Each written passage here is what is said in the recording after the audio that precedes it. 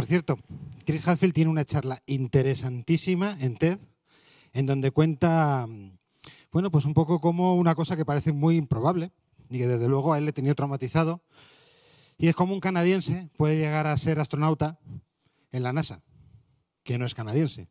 Entonces cuenta un poco todo lo que tuvo que pasar y cómo muchas veces se suele decir cómo se van uniendo los puntos, cómo un montón de circunstancias que no estaban previstas, siendo él militar canadiense, le condujeron finalmente a conseguir su sueño, que era lograr ser un astronauta de la NASA y además uno de los que más, yo diría que es uno de los más astronautas más conocidos actualmente, precisamente porque le dio por hacer fotos y las publicaba, le daba por cantar, porque él canta, se llevó la guitarra y cantaba. Y desde luego yo diría que es uno de los personajes más entrañables de los que han pasado por la Estación Espacial Internacional, porque además de ser un científico, que hacía su trabajo como científico, evidentemente, logró sintonizar muchísimo con toda la gente que estaba en tierra y que nos hizo vivir un poco en primera persona eso que estaba ocurriendo en la Estación Espacial Internacional. Tenemos un evento muy interesante también, os lo comento porque muchas veces no nos damos cuenta de que TEDx está por todas partes. Hay un evento en TEDx NASA. A mí me encantaría poder asistir. Ya no digo de ponente, ya digo de asistente. TEDx NASA tiene que ser alucinante el poder estar allí en el propio campus de la NASA. Y hay otro evento muy interesante que es TEDx CERN. Es un evento que ocurre dentro del propio CERN, en Ginebra, y donde evidentemente tienen una facilidad tremenda para conseguir ponentes. Solamente van a la cafetería, yo ya se lo comenté a una persona de allí, cuando estuvimos el año pasado, y seleccionan casi al azar. Cualquier persona que hay allí en la cafetería, que por cierto tiene un botón que pone pulsar para autodestrucción, luego todo lo que hace es que da agua, es en la cafetería. Bueno, pues casi cualquier persona de los que hay por allí podría ser un auténtico ponente en temas absolutamente especializados. La ciencia, la verdad es que puede ser apasionante siempre y cuando se sepa comunicar, como muchas veces nos han demostrado, y habitualmente no han sido científicos los que nos han demostrado cómo de apasionante puede ser la ciencia. Y vamos a la última de las charlas de la primera sesión. Es una charla en la cual nuestro ponente nos va a contar un error que muchas veces se suele confundir. Muchas veces se suele confundir el que para poder emprender hay que ser una empresa grande, hay que tener recursos, hay que tener infraestructura. Y muchas veces se nos suele decir que solamente el lujo de la investigación, el lujo de la innovación, solamente se lo pueden permitir los grandes. Sin embargo, por otra parte, muchas veces se nos cuenta lo contrario, que para poder innovar, realmente las empresas que han innovado, pues no son empresas grandes. Seguramente que algunos nos habréis encontrado buscándonos por un buscador que hay en la red y que empezó siendo una cosa en donde se puso en una caja hecha con legos en la habitación de la universidad en donde estaban estudiando estos dos señores. Y hoy es una de las empresas más grandes que hay en el planeta. Y no eran nada grandes y no tenían recursos. Es más, le metieron la bronca porque se comían todo el ancho de banda que tenían disponible y además la hicieron en una caja de legos porque se les calentaba y no tenían dinero para poder utilizar más. Algunos logramos tener la suerte de poder conectar en aquel momento con aquel ordenador que estaba en la habitación de esa universidad y nos quedamos sorprendidos. Que por cierto es la misma universidad donde otros dos señores unos cuantos años antes sacaron otro producto que es otro producto emblemático de la época de Internet. Nuestro siguiente ponente, Tommaso Canonici, lo que nos va a decir es que en realidad no podemos contraponer mentalidades. En realidad, cuando alguien tiene que innovar, hay una única mentalidad posible. Os dejo con él.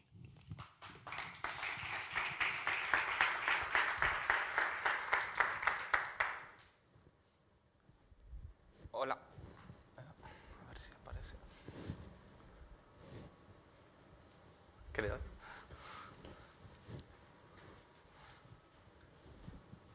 ¿Pantalla?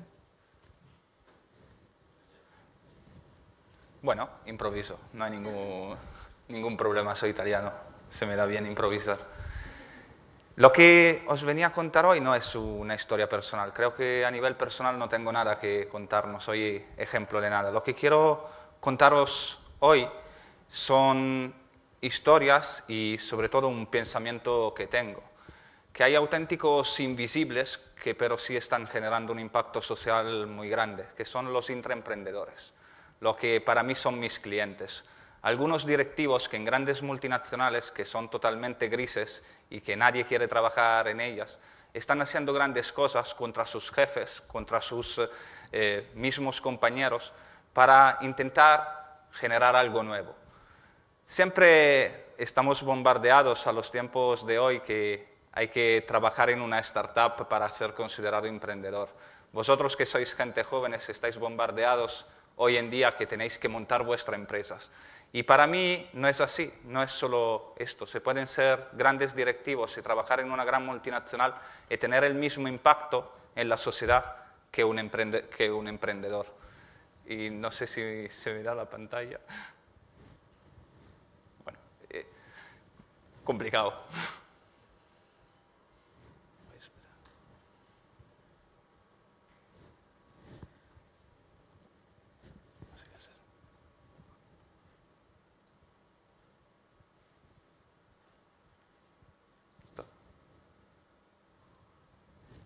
Ya está. Y os quería contar cómo veo el mundo, qué está ocurriendo en el mundo. Y sí necesitaba la pantalla porque os lo quiero contar a través de unas gráficas. Y lo siento, pero aquí cambia, y ahí no.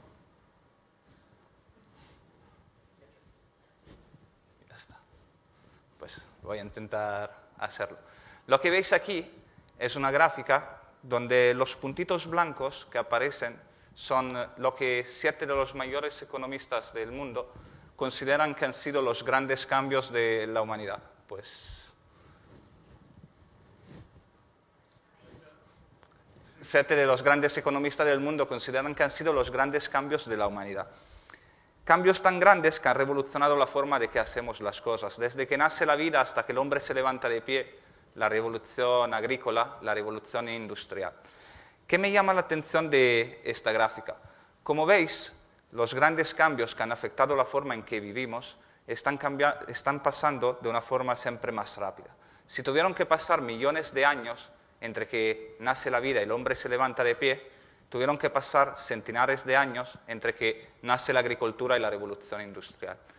Y desde la revolución industrial hasta el Internet, pues decenas de años. Si proyectamos las curvas a hoy en día, estos grandes cambios se están pasando con una frecuencia superior a los 70 años. ¿Qué significa esto? Que si todo lo que estamos aquí en esta sala tenemos una esperanza de vida de unos 85 más o menos, significa que a partir de hoy todas las personas que vivirán en esta tierra vivirán un gran cambio, como que el hombre se levanta de pie en su vida. Y esto afecta a la economía en general. Cambia el mundo de que hagamos las cosas y el mundo en que se crea la empresa. Pensad que en el 1960, la edad media, la esperanza de vida media de una compañía, de las 500 compañías más grandes del mundo, era de 60 años. Hoy en día, la esperanza de vida media de una compañía de las 500 más grandes del mundo es de apenas 15 años. Entonces yo lo que me pregunto es, ¿cuántas de las empresas del IBEX tienen más de 15 años en este momento? Pues un 95%. Esto significa que por vosotros, que sois la generación que va a venir, pues posiblemente no va a existir el trabajo que tenía mi papá, que era de 40 años en la misma empresa. No solo esto, sino que lo que nos trajo aquí y que lo que nos trajo a estos grandes cambios ha sido una ley muy sencilla de la ingeniería. Esto ha sido el gran problema de todo. Muchas gracias. La ley de Moore, que dice que la tecnología cada 2 años dobla su potencia y disminuye a la mitad su precio. Esto ha sido que ha llevado a que estos grandes cambios pasasen de forma exponencial. Pero mirad lo que está ocurriendo en el mundo de hoy en día. La ciencia, que para mí tiene la potencialidad de cambiar realmente nuestras vidas, es la genómica. La capacidad de leer el genoma humano y luego ya sabemos, pues lo aprendemos a escribir, aprendemos a hacer órganos. Mirad lo que pasa en la crisis del 2007. Hasta ahora los cambios han ido pasando de forma exponencial siguiendo la ley de Moore. En el 2007 vemos lo que ocurre en genómica. Esta velocidad se dispara. Hoy en día estamos yendo mucho más rápido que la ley que nos llevó hasta aquí. Y esto hace que nuestra esperanza de vida, si la vemos en una escala de los últimos 500 años, está creciendo de forma exponencial. Posiblemente lo que vamos a hacer es ir hacia personas que vivan mucho más años y una población mucho más vieja. No solo pasa esto, sino que en el mundo actual este robot que sale $20.000, lo podemos poner al lado de un humano y aprende, y directamente después de una semana es capaz de repetir cualquier tarea de un obrero. ¿Esto qué hace? Que están desapareciendo los trabajos rutinarios. Estamos viviendo en un mundo que lo que va a ocurrir es que posiblemente desaparecerán totalmente los trabajos rutinarios, empezarán a aparecer nuevas formas de trabajo, pero este mundo no es capaz de dar trabajo a todas las personas que van a estar en la Tierra. Otra tendencia que me llama mucho la atención es la tendencia de la economía compartida. Hoy la segunda cadena hotelera más grande del mundo es Airbnb. No tiene ni un solo activo. Es una revolución por todo lo que es el mercado hotelero. Y como Airbnb, pues existen compañías que nos están revolucionando la forma de que cojamos un taxi, existen compañías que revolucionan la forma de alquilar un coche. Pero a mí lo que me llama la atención de esto es que estamos viviendo en un mundo totalmente nuevo, una economía de la confianza. Estamos viviendo en la economía de la confianza de lo desconocido. En este momento veremos protestas en la calle contra nuestros gobiernos, contra las grandes corporaciones, y nos fiamos más en ir en un coche de un desconocido que dejar 5.000 euros en un banco porque hemos visto en la prensa que pues, ha pasado algo ahí. Otro trend que a mí me llama mucho la atención es que en los próximos 5 años se van a incorporar a Internet 3 billones de personas. 3 billones de personas que van a tener acceso a educación de primera, 3 billones de personas que van a ser vuestros compañeros de trabajo en el crowdworking y 3 billones de personas que van a poder participar en procesos de co-creación y procesos de innovación. En todos estos retos, en todo este mundo, pues está Europa, que es el continente donde vivimos. Y yo me dediqué los últimos años a intentar entender qué necesitaba Europa para competir en este mundo. Y realmente lo que pienso no es tanto que necesitamos, que además de empujar lo que es la digitalización, necesitamos realmente reinventar lo que es la industria. Un mensaje que quiero dar aquí y que va un poco contracorriente a lo que solemos escuchar en prensa es que el tamaño sí importa. No es verdad lo que el tamaño no importa. Lo que necesitamos realmente en un país como España o en el país como el mío, que es Italia, necesitamos generar grandes empresas. Necesitamos transformar lo que son medianas empresas en grandes corporaciones. Porque al final las grandes corporaciones son las que generan más empleos y sobre todo son más eficientes. Pensad, estas son las mayores, decimos, compañías de Internet que he encontrado. Esto, lo que veis al lado es el número de empleados que tienen estas compañías. Y lo que yo me pregunto es, ¿cuántas compañías como Google harían falta para dar trabajo a 5 millones de desempleados que hay en España en este momento? 100 Google. ¿Es capaz España o Italia o cualquier país de Europa de generar 100 Google en los próximos 5 años? Yo creo que no. Estoy firmemente convencido que no, además de esto. Entonces, lo que realmente yo creo que si queremos solucionar los grandes problemas que actualmente afectan a la sociedad, necesitamos grandes líderes, emprendedores o intraemprendedores que sean capaces de reinventar la industria y llevarla a un siguiente escalón. Necesitamos personas que a veces no se le da la visibilidad que yo creo que se le tendría que dar, que cambian radicalmente grandes compañías y las hacen más innovadoras y las hacen competir en mercados globales. Esto es Jack Welch, que es el CEO de General Electric. Él empezó de becario en el área científica de la compañía, llegó a ser presidente y multiplicó por 10 lo que son los ingresos de la compañía y de consecuencia los empleados. Otro ejemplo es Rob McKibben, un auténtico desconocido, creo, para las masas. Él cogió la presidencia de una compañía minera de oro que estaba quebrada, que tenía muchos problemas financieros, y cogió y dijo, ¿cuál es el mayor activo que tengo en este momento? Son mis cartas geológicas. Para cualquier minera es tener las plantas geológica de la zona donde puede operar, es su mayor activo. Decidió abrirlos al mundo, lanzar un concurso entre geólogos y hacer un proceso donde directamente estudiantes pudieran decir para ellos dónde había oro y dónde no había oro. ¿Qué pasó con esto? Fue criticado por muchos al principio, pero realmente, donde los estudiantes estaban diciendo que había oro, lo encontraron y multiplicó otra vez por 10 el tamaño de su compañía. Solo quiero compartiros lo que yo creo que serán las personas que necesitamos en nuestro futuro. Para mí, los líderes de ahora no son emprendedores, no son empleados. Realmente lo que necesitamos son líderes que tengan la curiosidad de hacer cosas distintas. Necesitamos personas que sean autónomas, personas que sean líderes y capaces de comunicar a todos sus equipos, de perseguir un objetivo. Lo que quiero transmitir aquí es que antes de empezar un proceso de emprender, que es un proceso difícil, que yo además he vivido, necesitamos antes emprender a emprender. Hemos hecho un estudio, nosotros somos los editores de la revista de MIT Technology Review, donde hemos visto que los emprendedores de más éxito, hemos estudiado más de 400 casos aquí en España, son los que emprenden después de haber pasado por un periodo de aprendizaje.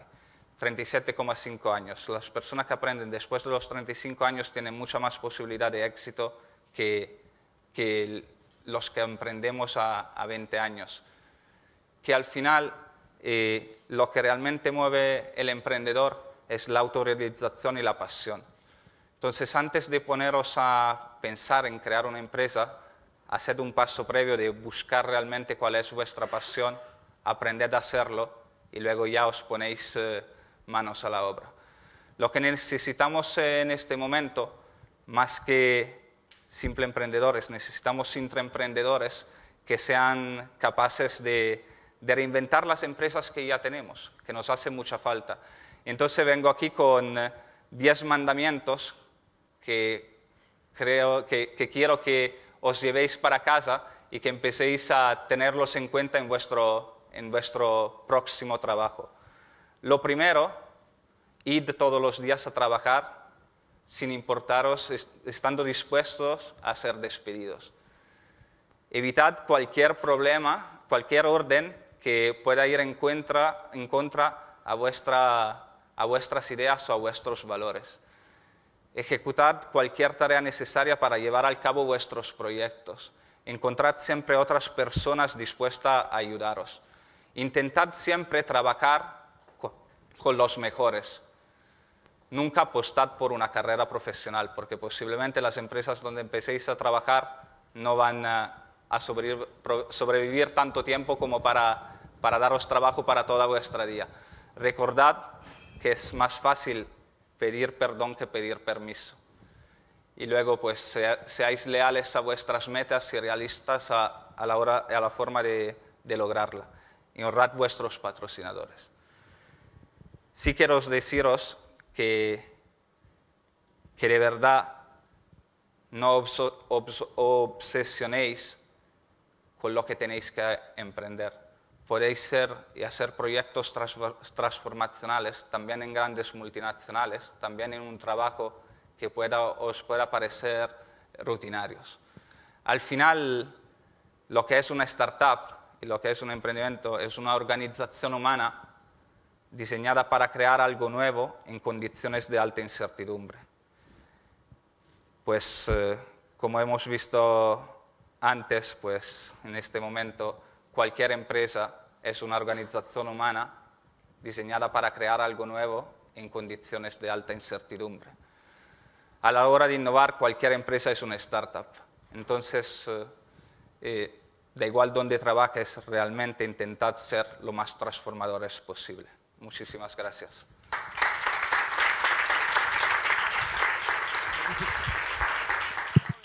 Muchísimas gracias, Tomaso. Como os está diciendo, cualquier empresa es una startup. A la hora de innovar siempre hay que empezar con mentalidad de hay que lanzarse, hay que arriesgarse, hay que innovar, hay que intentar hacer cosas nuevas.